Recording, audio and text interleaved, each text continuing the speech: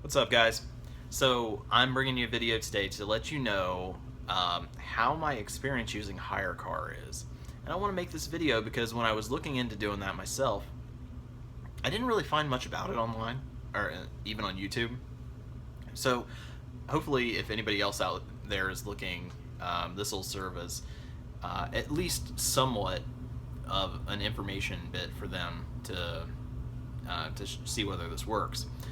The answer to that is yes, it does work. So it's not a scam. I know it does kind of seem sketchy based on their website and some of the gaps in information they give you, but it does work, and it does work the way that it's supposed to. So, um, you know, continue on and you'll hear it. Now, this is going to be a two-part. This is going to be number one, review of my experience using HyreCar and how I feel about the platform. Well, on the other hand, though, it's going to be a continuation of the story for my subscribers so that they know how HyreCar and my experience with it affected me, and how it affected like what I'm doing and why I'm no longer driving for Uber and Lyft. So if you do follow along with my channel, I'm probably going to make a separate video about why I'm no longer driving for Uber and Lyft.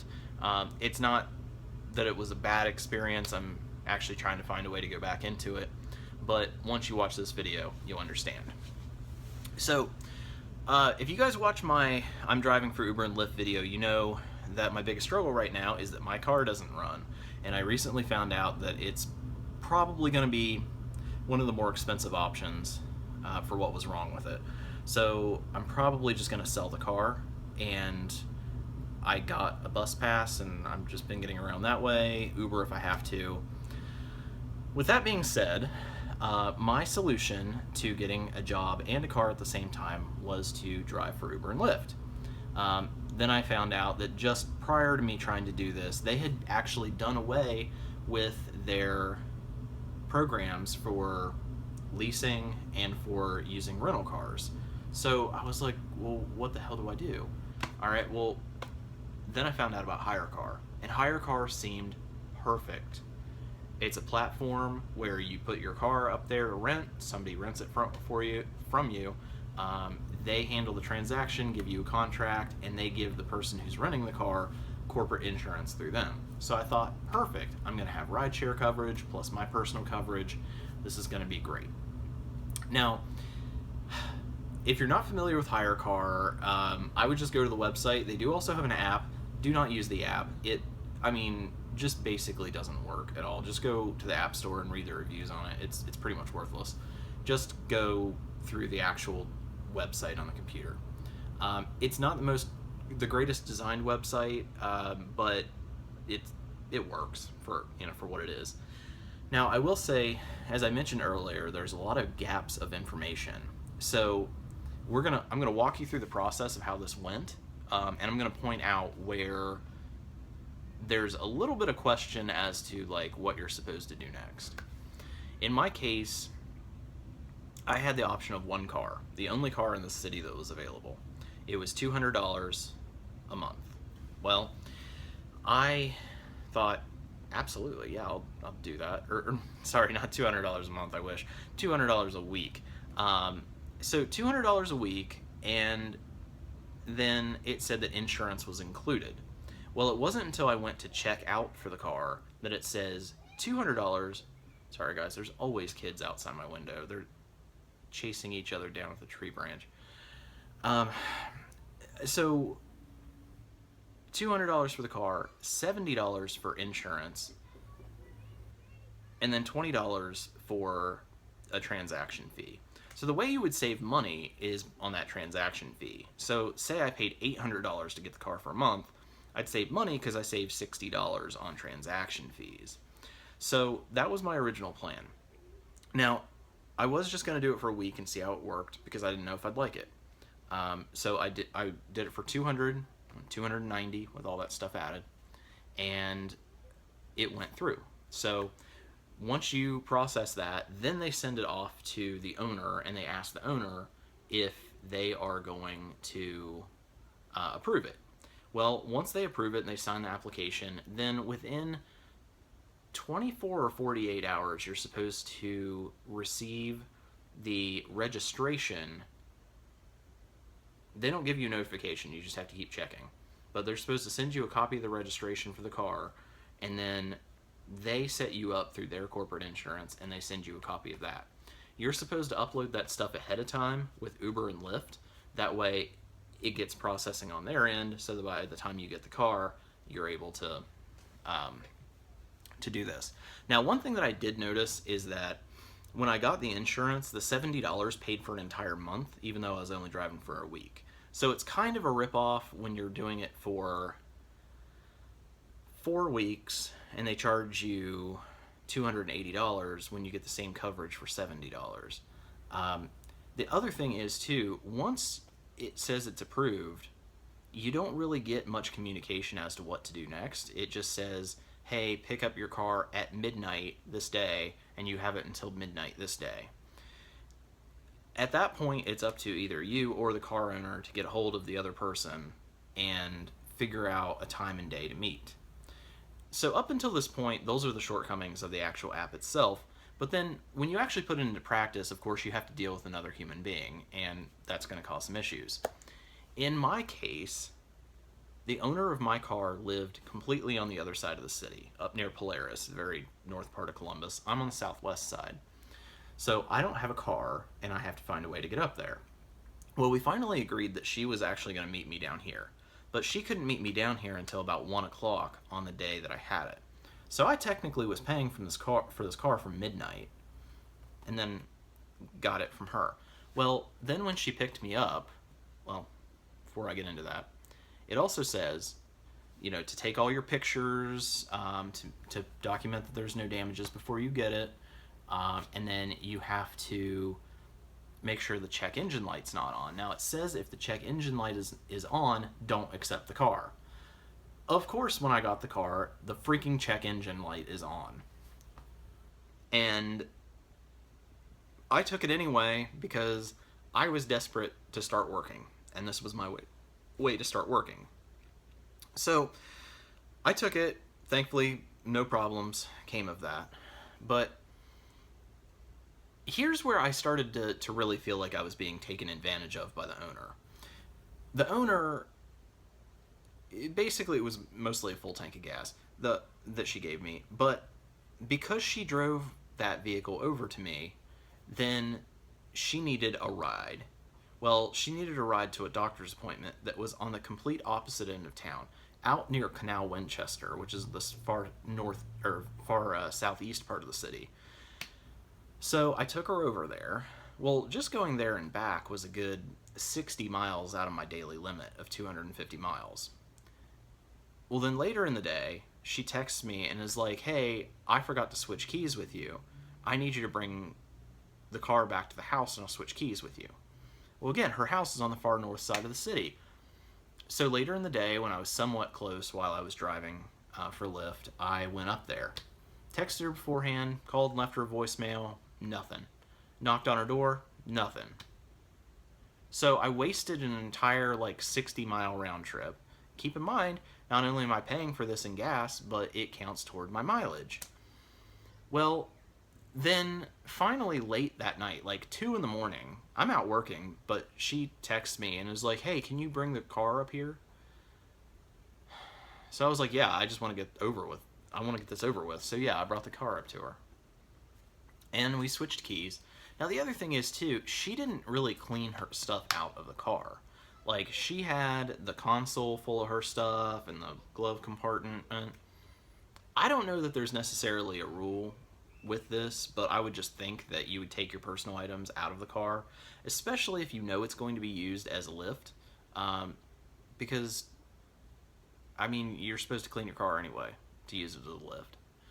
Now, two good things that did come with the car is she already had the suction cup thing that goes on the windshield that holds the phone for your navigation, so I didn't have to buy one of those. And there was she already had the Lyft mustaches on the car, so I didn't have to do that. Another bad thing about this is with that check engine light, I asked her about it and I said, hey, your check engine light is on, right? And you're 10,000 miles over for an oil change. And she's like, yeah, why? Is it doing something? And I said, well, no, but I mean, you need to get your oil changed.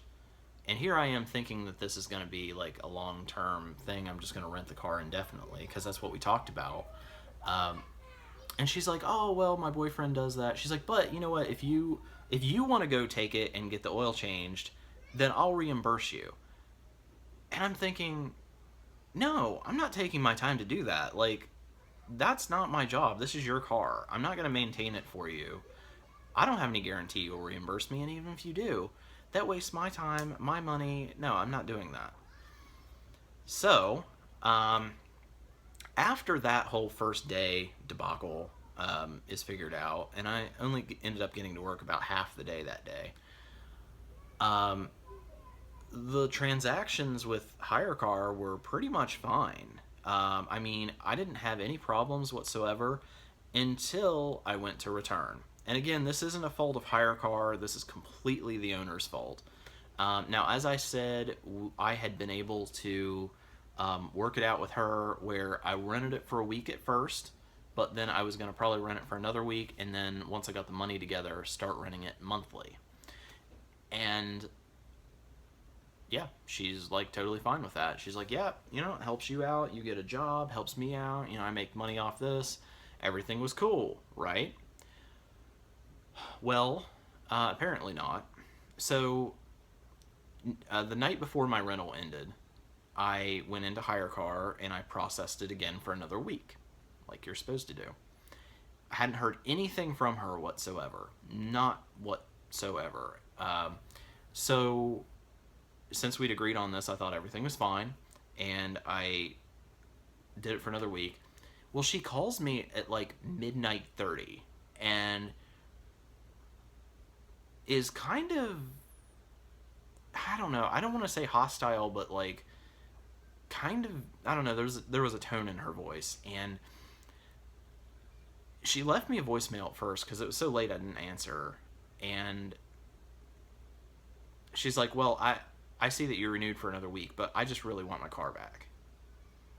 Now, this wouldn't have been such a big deal, except it was the only car to rent in Columbus, which means that I was out of a job again. And it was really annoying because we had had the conversation, and she never really did give me a reason that she didn't want to rent it to me anymore. So she's like, well, I need you to call. She's like, I'm going to three-way call you with HyreCar, and we're going to get this refunded. She's like, because I've already called them, and they say because I've already agreed to it that I can't cancel it, and that you have to agree to the cancellation or the cancellation. I mean, but she had this attitude of being like really angry and upset, but it seemed to me to be directed at HyreCar, and I didn't understand why, because I see their side of it, that I sent her the renewal contract and she agreed to it, and then turned around immediately within like an hour, changed her mind, and then just thought that she could get out of the contract because, as she stated it, it's my car. I'm like, yeah, it's your car, but you're under contract. You can't just take it back. Just because you own the car doesn't mean that you can negate a contract that's associated with it. Like, I don't agree with you on that at all. And but I didn't fight with her on it because I was thinking, I was like, well, it's her car. I mean, it sucks for me, but yeah, I'll work with her and get it back to her. So HyreCar is cool about it. They're like, yeah, we'll refund the $290. They actually kind of refunded me a little more than that too. I'm not totally sure how that worked out. I got like an extra $50 or $75 somehow. So that all worked out. They said it'd be 10 days. I ended up getting it in less than a week, so that was all fine. The only thing that it really cost me, and this is where I get into why this screwed me over so badly, the only thing it really cost me there is the finance charge for putting it on my credit card. Because even though it was returned, it still shows it's something I spent, so I'm still getting the finance charge on it. So I lost a little bit of money there. Now, why did I put this on my credit card? Well, I read a bunch of reviews online, and the main complaint that people had with HyreCar was getting refunds. And that's why I never wanted to be in this situation where I'm waiting for a refund from them, which is what ended up happening anyway. Now, mine went through fine, but apparently most people's don't. And with mine, Basically, when I first went to rent the car, I tried to process the card for $290, and it's like, whoop, this is a debit card. We charge an extra $200 deposit. Well, it doesn't tell you that anywhere in the directions, not until you hit the button to actually process the payment. And I'm like, well, I don't want to pay another $200 and then possibly not get it back because of all the stuff I've read in the reviews. So then I had to wait a while. I made a payment to my credit card, so I had that much available credit, and then I did it on the credit card, and then I picked up the car. So I had to wait a long time in order to get this done. So anyway, so I'm out the finance charges on the credit card, but that's not the only way it screwed me over. And the biggest way that it screwed me over is that now, once again, I don't have a car, either for personal use or for a job. So I no longer have a job, right? And there are no other options for getting cars. I've looked at renting from individuals. I've looked at Truro, I think it's called, or Turo, or I don't know, something like that. But their fees are way higher and it would cut way more into my profit, so that's not going to be an option. So it screwed me over because I lost my job and I lost my car, plus I'm getting charged for part of this. Now, that's not the only other thing though. The other things that really upset me about this is that she screwed me out of a lot of money. Not directly, and I know she doesn't even know anything about this. I didn't say anything to her. But when you sign up for Lyft, you have like basically 30 or 28 days or something like that where you can, they'll give you a new hire bonus. Now, for some reason, a lot of people's right now is 500. I don't know how they got that because mine was only 250. But mine was if you completed 100 rides by, it would have been November 17th, that you would get this $250 sign-on bonus. Well, guys, I had 77 rides. If I would have driven for one more day, I could have gotten it. But my work schedule, I picked it up on, I think it was Thursday. I did a half day. I worked 13 hours Friday, 13 hours Saturday, half day on Sunday because I went out and it was really slow and I realized I was wasting my time. And then Monday and Tuesday were to be my days off, right? Just like I had on my old work schedule. The problem is that I would have completely changed all of that up had she told me that I would only have the car for a week, because I would have driven more and I would have got that $250 bonus. All right. I also would have gone down, I would have used the car to go down and see my mom, because what ended up happening is I ended up spending like $75 the following week to go see my mom, because I had to get a rental car, which I got a super good deal on, and then the insurance with it, which that's like $75 that I shouldn't have had to pay. If she would have just given me a heads up, one of those 2 days I took off, I would have gone to see my mom.